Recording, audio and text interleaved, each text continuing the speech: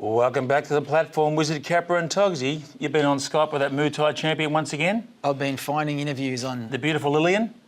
Lilian Dikmans, yeah. She's a lawyer, kickboxer, Muay Thai expert. And what else you do? Model. A model as well. I saw a story on Facebook. It's very cool, and we jumped on Skype. She was in Perth, and we filmed this. Where did the passion for this start? I mean, you finished school and sort of went into modelling, I was reading, and then all of a sudden Muay Thai comes into the picture. Yeah, so I started modelling, it was just a job while I was at uni, and then I just continued on, so it's been really great.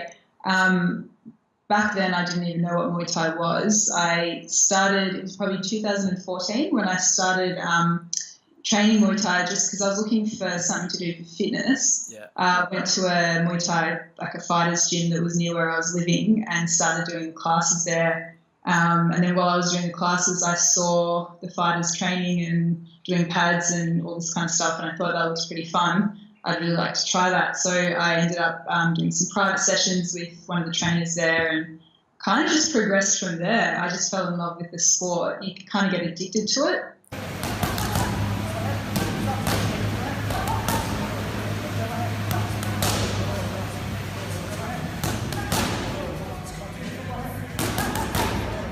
And so then I started doing some sparring competitions. You kind of just want to keep progressing and testing yourself. And so, you might start sparring, and then I did an amateur fight, and then went on to do, I guess, what they call in Victoria professional rules, which is without the protective gear. Right. So it kind of just evolved naturally. And now I'm just, I love it. So How soon into the training did you cop like a pretty serious hit to the face? I reckon definitely during sparring, before I'd even done the sparring comps. Everyone has different kind of levels that they'll go to in sparring, and because there's not that many girls at the gym, often you're sparring guys who are bigger than you and they may not be able to control their strikes. So I remember there was one guy who hit me pretty hard in the face quite a few times. Wow. Yeah, I mean, the first time I was like, yeah, okay, maybe just try to ease off a bit, and then he did it again, he did it a third time, and then someone spoke to him about it. But, I mean, it makes you realise it's not as bad as it might look, but you obviously want to be safe when you're sparring. You don't want to be injured. So, okay. Yeah. So who's like your heroes in Muay Thai then? Do you have anyone that you look up to, or any female fighters or male fighters? Nathan Corbett's a legend. He actually also writes for Fight Mag, so that's sort of how I've come to know him a little bit better. I still haven't met him in person, but he's an amazing fighter. Yeah. So I love following his Instagram and seeing what he's up to. Sanjay is probably the other big Muay Thai king, who I actually was lucky enough to meet him when I was in Thailand, and he's just got the best sense of humour. I don't know if you follow him online. He's just hilarious and an amazing fighter as well. Oh, he's a legend of the sport. Yeah. So when you're watching, particularly even the training is quite intense in Muay Thai, and you're using pretty much every part of the body.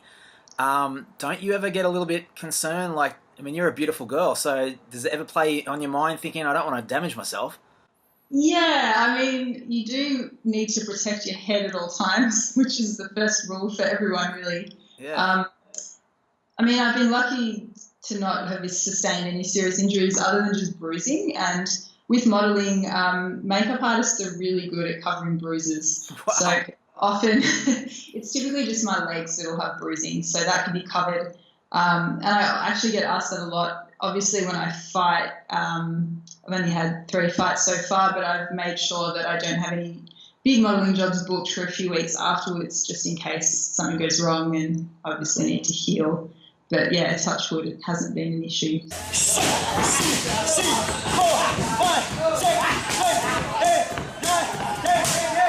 So let's go back a little bit though. Before you got into the Muay Thai, you were in Melbourne and you're studying a lawyer. Is that right?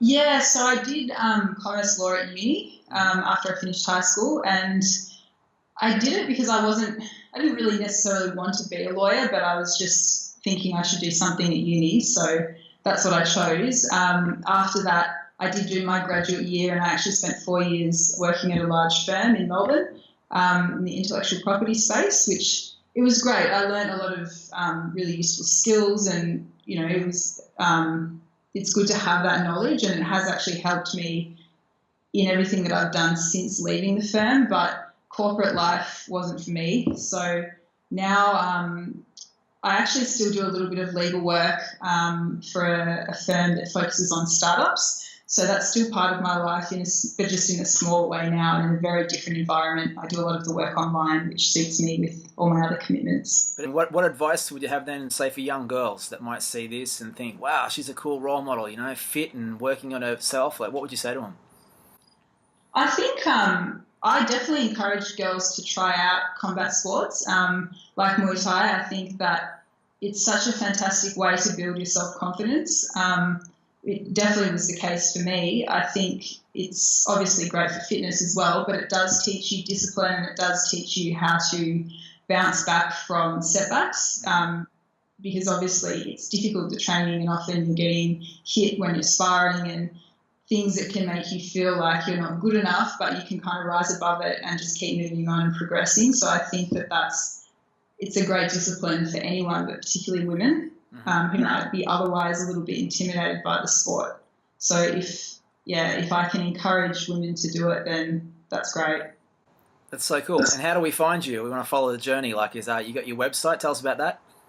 Yeah, so I've got a website, liliandikmans.com. Basically, I write various articles just about what I'm up to, anything from my food, things that often people ask me about, beauty stuff, just updates, general updates, and I share stuff on social media as well. So I'm on Instagram and Facebook.